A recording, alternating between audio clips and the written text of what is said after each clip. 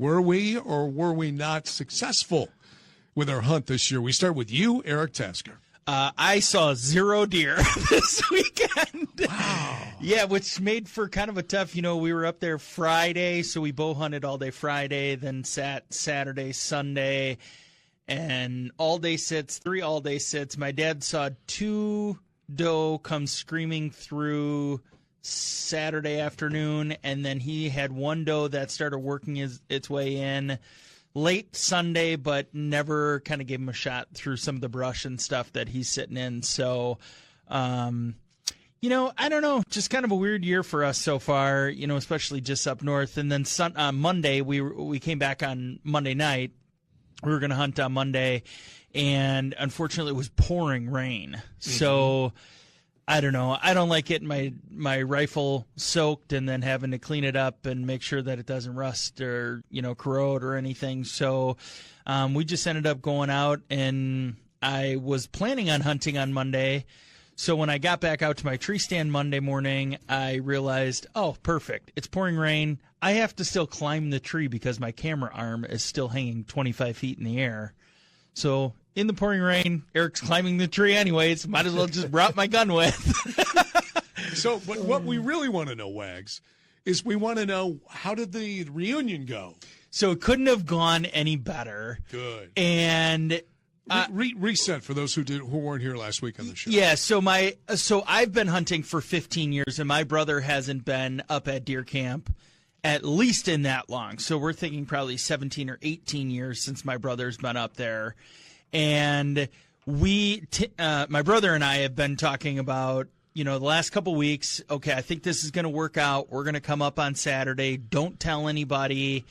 It's just going to be a surprise. So I didn't tell my dad, my uncle, or my cousin actually ended up showing up Friday night. That was unexpected as well.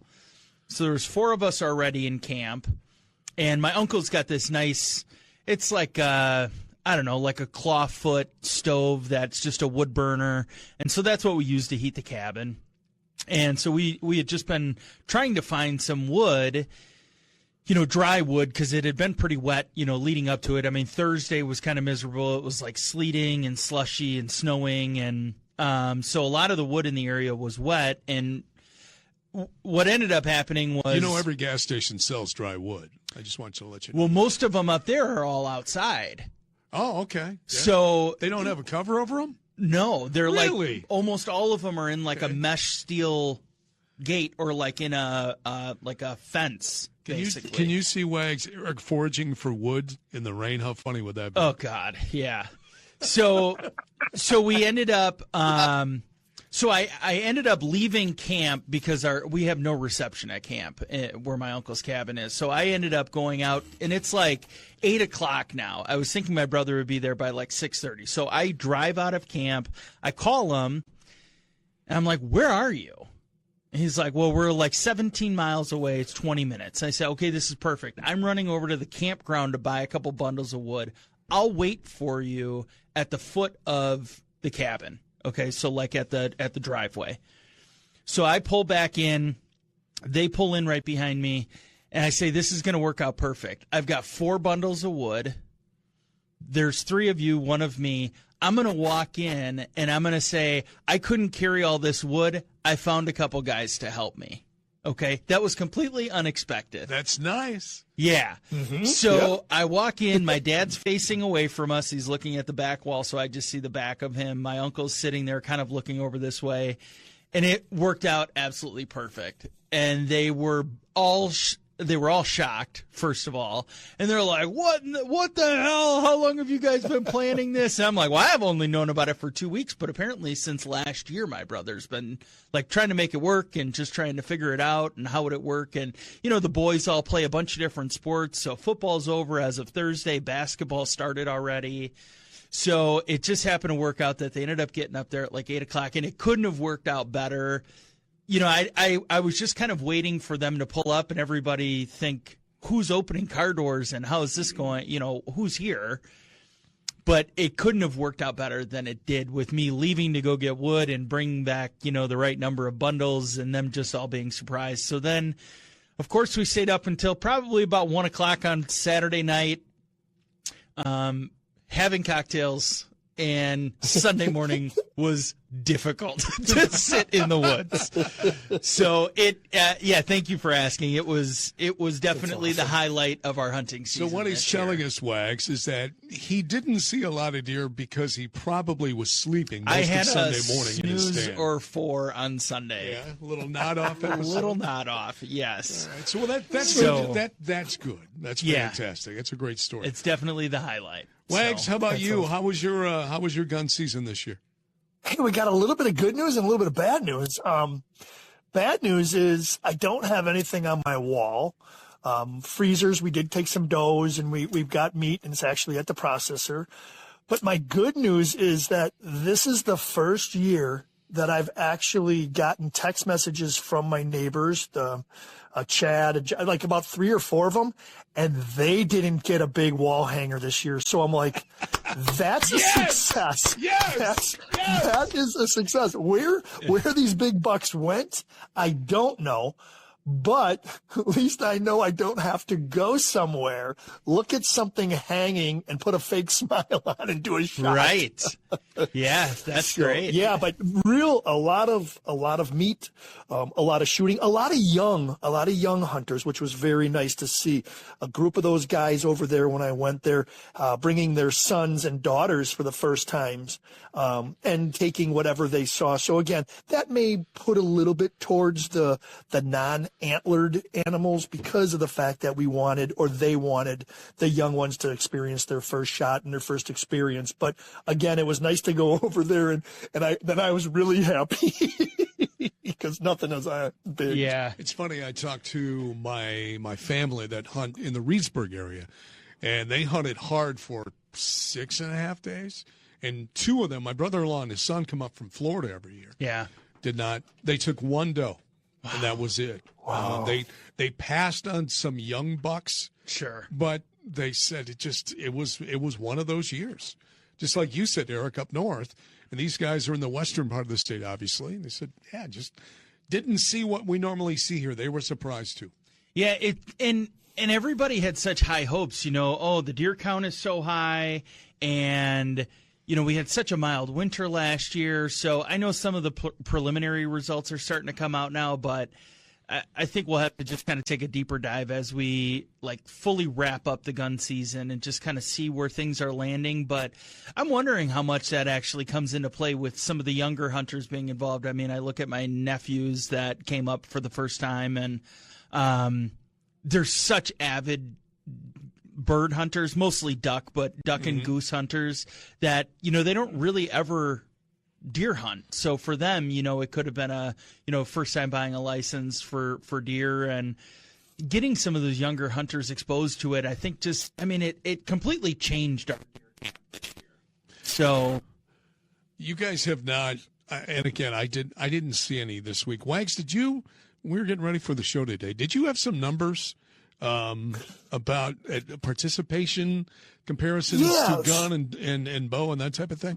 Yeah. So again, these numbers aren't they were pre-Thanksgiving. So these numbers are a little bit early. They may be a little bit premature, but overall, the registrations are down about 5%. The funny thing is, as we were talking earlier, the number may be down 5% in total. Antlered deer are down, maybe let's just make for a number 4%, but the antlerless deer are up a little bit. So that goes to my point, or like Eric's just point, maybe the younger hunters dipping their feet or their toes in the water, shooting what they see, experiencing the hunt, going and chasing a deer, not seeing the big buck, but taking those does. And then when they gave me the license breakdown, the DNR license breakdown at that point, was, again, I knew it. I mean, we all knew this. We knew gun is huge, but I guess the big number was if there were 100 licenses sold throughout the state, 70 of those 100 were gun and only 30 were bow. So again, those numbers don't surprise anybody, but at least I saw hard numbers. Yeah. It looks like there's 778,000 total licenses sold. Now that includes your conservation, patron, and sports license, but also includes gun, archery, crossbow. So that's an overall number, and that number is up 0.5%. So it's like 0.48%. So just a slight uptick there. It'll be interesting, like I said, just to see the actual roll up after the season kind of starts winding down. Once we get into the end of December, we'll have a pretty good idea of where things are going to go from there. It's not like we're going to get a big spike in this late season, like the January extended season hunts in like Waukesha, Washington counties. Or the metro unit. Yeah, exactly. Right, those metro subunits around the state. There is some numbers in from the DNR for this year's gun deer hunting opener. DNR officials saying that hunters registered 89,203 deer statewide, which is about 1,000 less than last year, Wags. In a breakdown, 40,165 antlerless deer were taken this year, up 1.5% from last year. However, antlered deer went down almost 5%, as only 49,038 were registered. Overall, though, the DNR says with the late season, sightings and activity are down as they expected. As we know, the season closing on December 1st today. So there you go. Or not today, but tomorrow. Sunday. Sunday. Yeah. Yeah, it'll be interesting. Everybody thought that, the deer numbers are up, but I don't know. The numbers the deer numbers, they would probably be higher if people sitting across the table wouldn't drink till 1, 2 in the morning, and they'd get up on Sunday and they'd for crying out loud. Hey, I was still out there on Sunday, all right? And I know that my cell cam in front of me did not have any deer in the area. Because Sunday, they didn't smell you. They smelled Captain Morgan. Yeah, they smelled Seagrams. Mr. Seagrams was out there with me. That's right. All right, let's do this. Let's take a break. Hey, coming up, we talked on the top that we booked a guest. Yeah. And it's one of our good friends. Dan Durbin is back, isn't he? Yeah. Dan will be joining us to talk about the Wisconsin Ice Fishing Expo, which is back. Well, so kind of a quick intro on Dan, but Dan is back to join us again this week on Tailgate Talk to talk about the Wisconsin Ice Fishing Expo. And from last year to this year, I think there's going to be a couple different changes. And so we wanted to have Dan on to talk about that, as the Wisconsin Ice Fishing Expo is going to be held December 13th to the 15th.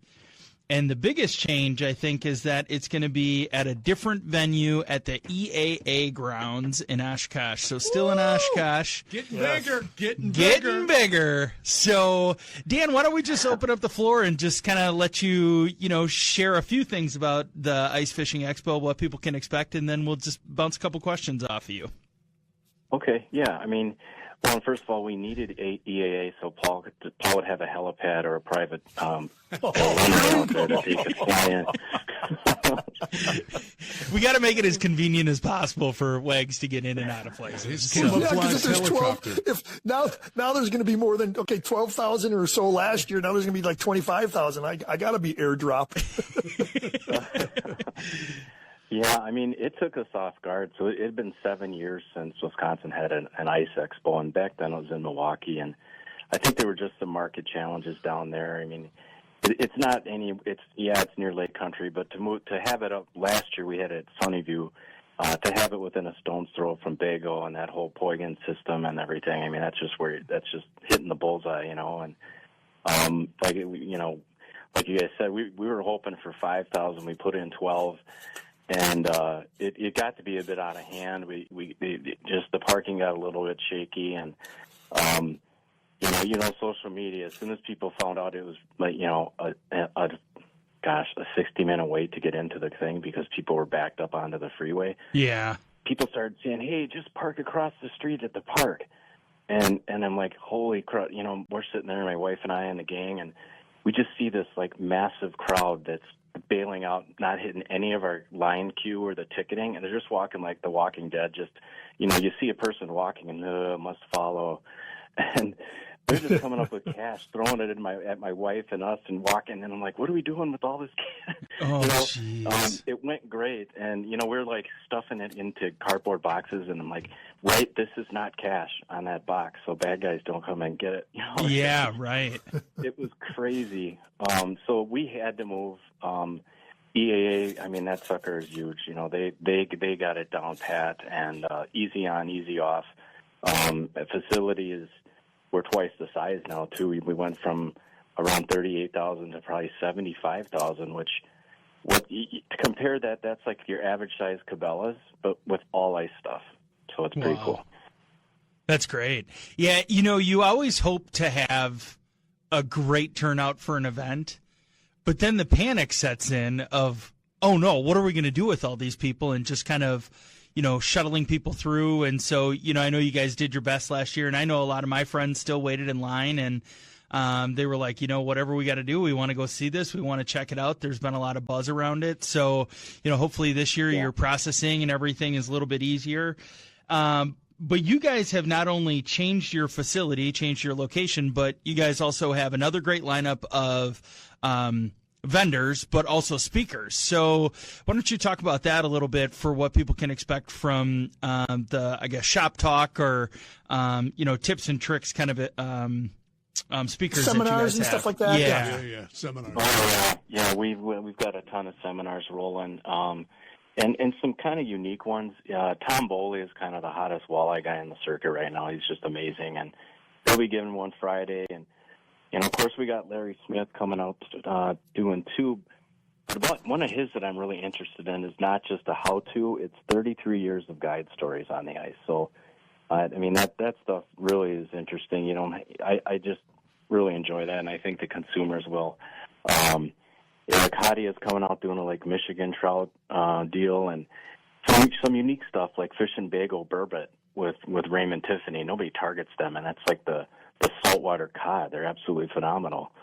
Tons of panfish stuff because, of course, that's, you know, super big. And so I guess I would say the biggest thing is there's a ton of variety. Captain Barb Carey's coming out there with Ricky doing a breakdown to catch fish, and of course we're having Greg Karch back, who's doing two, including a youth ice fishing seminar where he's going to give away 75 rod and reel combos to the kids that attend. Yeah, pretty cool.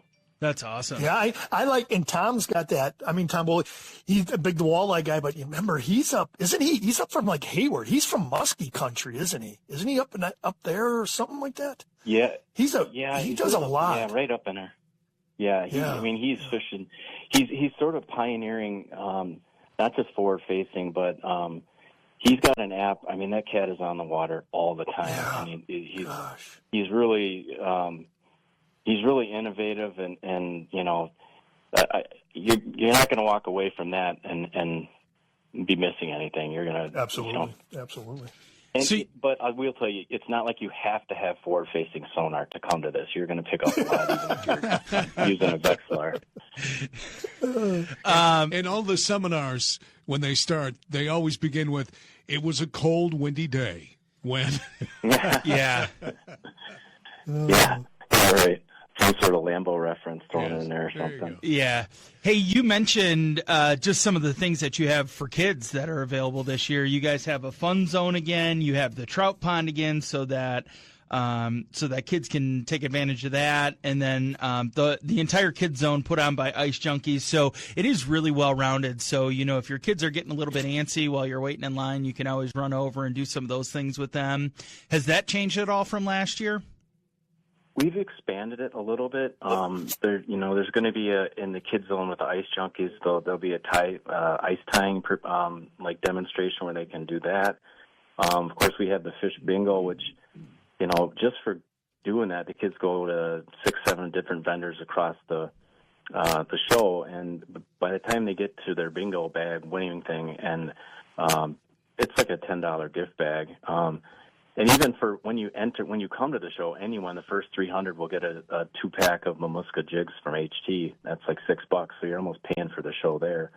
And then, you know, for the kids, and this isn't specific to kids, but we have this giveaway gang thing. We're giving away augers, shacks, you know, $500-$600 shacks, tip-ups, lures, guided ice trips. And, you know, you'd just be sitting there walking through the aisle, and you could walk out with a $600 prize. It's pretty crazy, but you know, we try to make it age based. If it's more of a kid's lure, we're not going to probably give the kid the $700 ice shack, but it'll turn into a fort in his basement or something like that. Yeah, yeah, exactly. Hey, Dan, I've got to ask you this, and again, it's a great success story. You were on last year, and you had hoped. It went beyond your wildest expectations. You've moved to the big venue. Obviously, there's a risk for that, but you were seeing things out there when it comes to ice fishing, which still somewhat I find surprising a little bit. Someone that has participated in it really frequently more in the last 10 years than I did in the prior parts of my life. I was more of an outdoor fishing guy. Why do you see such an increase of interest in ice fishing in Wisconsin? Yeah, I mean, of course, it kind of goes back to COVID when that hit. You don't need a boat; you can get into it relatively cheap. And unlike ice, there's no capacity, a boat capacity. So you can take the whole baseball team out there or whatever if you want, and enjoy it. And the electronics, like I said, last year Minnesota's ahead of us. We're kind of catching up in terms of technology, technique. And I think that there's a hunger out there to take it to the next level in Wisconsin. And we have plenty of lakes to fish. It can be a grind sometimes to some of the metro lakes that get pounded. But, the new sonar and stuff has opened some eyes up. And, I think it's looking good. Now, the biggest thing last year is we didn't have a lot of ice, so this year it's looking really good. I mean, I had skim ice on our little pond out here this morning. So consequently, but good for the consumers, some of the manufacturers sat on ice product towards the end of the year because there wasn't a lot of ice. So they're coming packing heat at this show.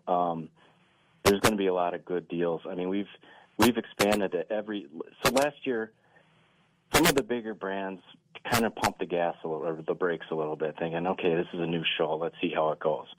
And now they're all here, Ice Team, Otter, Eskimo, Beaver Dam, all the big ones. But, of course, all the mom and pop ones that you can't get on Amazon, that's a huge deal. So it's consequently, it went so well. I'll be honest with you, we have 22 vendors on the waiting list to get in now. We've filled it. Wow. Well, good for you guys. That's outstanding. Outstanding. Thanks. Yeah, that's one of the nice things that I don't think we highlight that very often, just in general, is shows like this offer some of those mom and pop shops or, people who have their own brands within the outdoor industry an outlet to, buy a booth and make a couple bucks and get some exposure and grow their following. And so how does somebody like that's in the outdoor industry, do they just reach out to you guys directly to get on the wait list, or? Yeah, I mean, we have an online portal, of course, but it's a pretty tight community, especially ice. It's so niche that the word just gets out, and of course we advertise and reach out, and our connections with the, Wisconsin Fishing Expo, our Madison show and Outdoor News, it's kind of this domino thing, it gets rolling. So they can go to icefishexpo.com and sign up on the portal and get on the waiting list for next year, because right now we're debating if we're going to get another hangar right next to the one we have. But wow. Then you do have a risk. It's like we want to keep the demand high, and I get a little more sleep than worrying about filling another giant space. So, we've been blessed, man. It's been awesome. One thing I do want to quick mention, Wisconsin Wounded Warriors United. It's a Wisconsin-based company that gets wounded vets out on the lake and into the woods and stuff like that. All the money stays here.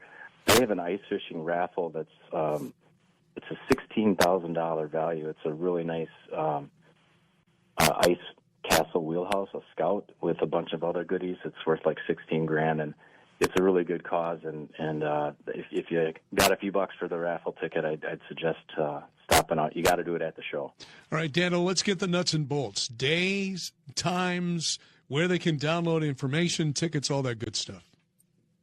Sure. So December 13th through the 15th, and Friday it's 1 to 7, Saturday 9 to 7, Sunday 9 to 4, and also Santa will be there Sunday for the kids, giving away a bunch of stuff. And it's icefishexpo.com. Tickets are $10, $8 if you're a vet. Kids 12 and under are absolutely free. We do have free shuttles this year that'll be going nonstop because, EAA is a pretty big grounds. $5 to park, so you can carpool. That's still an awful cheap date to park anywhere at any of these shows. So that's and remember it's exit 116 now because exit 116 takes me right to the lake where the boat used to be. So exit 116, I believe that is it. I'm 100% positive or 99% positive. It's a holiday week. I mean, what do you expect? It's a holiday week. But, so I was at Lambeau until the wee hours of the morning. And then I turned around and went to Madison because I had pregame on Saturday at 7 a.m. So a little sluggish, but that's okay. You know what, Paul? Right now, I kind of feel like Tasker on a Sunday morning in a deer stand. That's how I feel today. Is that fair? I don't think you feel that. Is bad. that a shot? I don't think you feel that bad.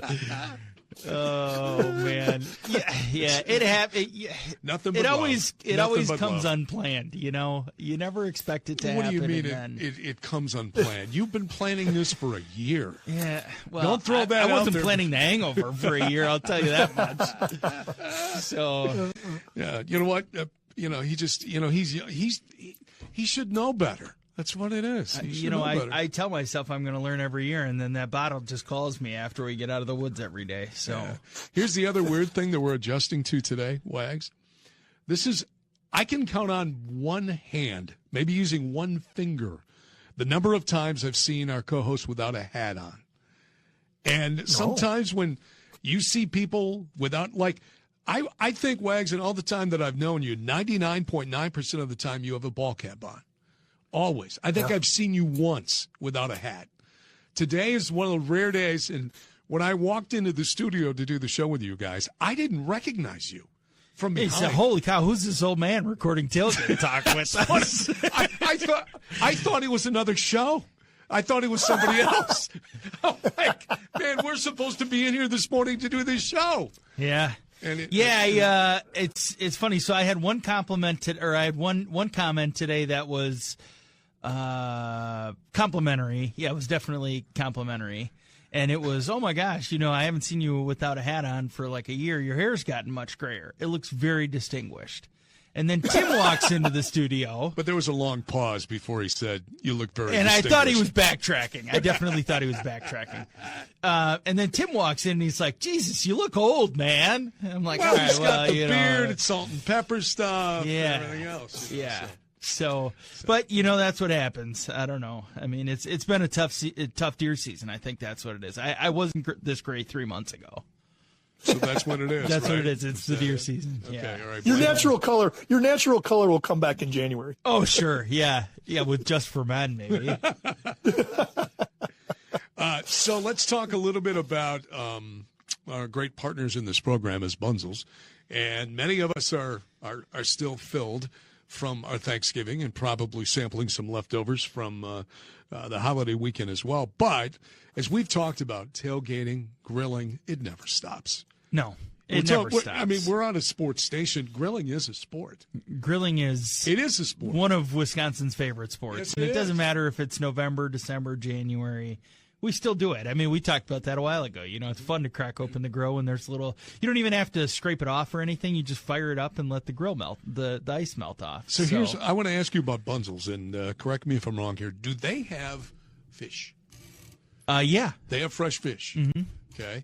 So do you have either one of you grilled fish before? Do you grill fish? Well, Cherry is not a fan of salmon, so Right. Too fishy? Yeah, Yeah, my there's wife's just that something way, too. about it. Yeah. Yeah. So no, because normally if we do fish, it's a fish fry or it's a deep fried. How about you, Wags? Wags is silent on the topic. So apparently he's not a big fish guy. He's not a fish guy. Yeah, you left him speechless. See, now I like tilapia. Yeah. I'll do that on a fish, on my Blackstone. I'll do that. Yeah, which a flat top is nice to have. Yeah, if you're going to make a little, do a little, what's the rice dish I'm thinking of off the top of my head? Oh, like stir-fried rice? Yeah, stir-fried rice, and you throw, one half you got your fish, it's cooking up, and then you mix it in with the stir-fried rice and that type of stuff. Yeah, it's we've been talking about getting a new grill, and I've very seriously considered getting a Blackstone, but I don't know. And then I'm like, well, what about, so like searing and all of that, it's all still the same thing, right? Yeah, I mean, the only thing you miss with that is that charcoal type feel. Yeah. That smell. Having the big grill fires from all the grease collecting underneath. Exactly. Yeah. Which is really like my biggest problem. That too. But yeah, so they just wrapped up Thanksgiving, just to get back to Bunzel's. They just wrapped up all their Thanksgiving meals. They will also be releasing their Christmas meals. And then if you do need catering, say you're doing holiday parties, you're doing a New Year's party, whatever that might be, plan ahead, give them a call. And they make it super easy for you to just get everything taken care of, and you're all good to go then. You don't have to worry about the cooking. All right, I want to check. Is Wags, are you back? I just want to make sure. Yeah, I'm back. Okay. I had a little cough, so I hit the mute button, and then I was trying to. That's okay. To say, no, I don't like salmon. I don't like salmon. I don't like tilapia. I'm a straight up beer. I'm a beer batter fish fry guy. It's a Germantown thing. Here we go. All right. Here we go. All right. I'm a beer batter kind of guy. I'm a shot in the beer kind of guy. Give me a good steak and a baked potato, and I'm ready to go. Absolutely. Yeah.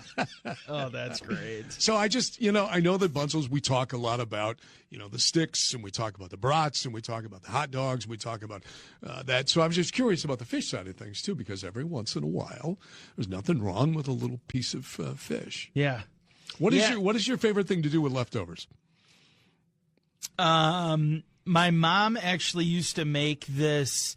It's like a Pillsbury crescent roll, like a roll up with turkey and cranberry and like almost kind of like a pot pie filling. Right. Super good. How about you, Wax? What do you do with leftovers? Besides eat them. Just turkey sandwiches. But you know what? I'm a mayo guy. I'm 100%. No, I shouldn't say 100 because I'm not. 99% mayonnaise. Everything is mayo. Everything is mayo. Okay. Right. But when I have that cold turkey sandwich, I actually use Miracle Whip with salt on it. So Miracle Whip is the only time I will use that condiment is with cold turkey sandwiches. Other than that, I'm a mayo guy 100%. Okay. So, yeah, interesting. For me, what I love to do is I love to make a bowl out of things. You talked about the crescent rolls or rolling it up. Yeah. My wife will take a pie. Sure. Whatever you call it. Yeah. My Pie mind's crust. just Yeah. pie crust. And she'll fill it with all the leftovers. Okay. And then, we'll even throw in like the mashed potatoes, the gravy, the turkey, some ham. And we'll even throw in some green beans from green bean casserole. Put a top on it, bake it. It's like a pot pie. Right. Oh, that sounds good. It's all going to the same place anyways, Yeah, right? but it sounds good. Yeah. It is delicious. Yeah, That does sound good. You spread a little mayo on top, or maybe in Wag's case, Miracle Whip, and you're all set. Yeah. This time of year is always fun to see the articles that come up where it's, wild game recipes for your holiday party, whatever it might be. I just would like to know somebody that does like the quail or something like that's what they do for their Thanksgiving. And I don't know how Doug frequently Russell that happens. has talked all this week about he doesn't do Thanksgiving because he doesn't like turkey. Okay. So he does pizza. Their big thing is for to make crying out homemade loud. pizza on Thanksgiving. Yeah, like duck stuffing, so instead of like a sausage, it's duck instead. It's like the Christmas Story, the movie, where Right. they did Chinese and that became a cult tradition where people would have Chinese food on Christmas Eve. Christmas, yep. Yeah, on Christmas Eve. Yeah, but Doug Russell's he's a strange bird. This guy, he's Literally. so anti-Thanksgiving. I mean, come on, and he's worried about. I was listening to him talk, and he's like worried about. Well, you know what? It's Thanksgiving for my grandma too, and for everybody else. It's Thanksgiving, Doug. Go walk in the mountains. Go get your steps Go in find the another mountain. state park. There you go. Exactly. Yeah, here you go. Goose breast with cranberries recipe. It's like, there's all these crazy things. It's like, I guess if you, I see these more as, you have like a wild game dinner with all your buddies after the season, and it's like something unique to make. I don't know. It's not turkey. Well, and I think if it's not done right, it can be very dry. Well, turkey can be dry too. Yeah. Yeah. Wags, have you been out to Milford Hills, right? Yes. Okay. Have you dined at Milford Hills? Yes. Okay, so have I several times. We have a friend of ours who's a member out there.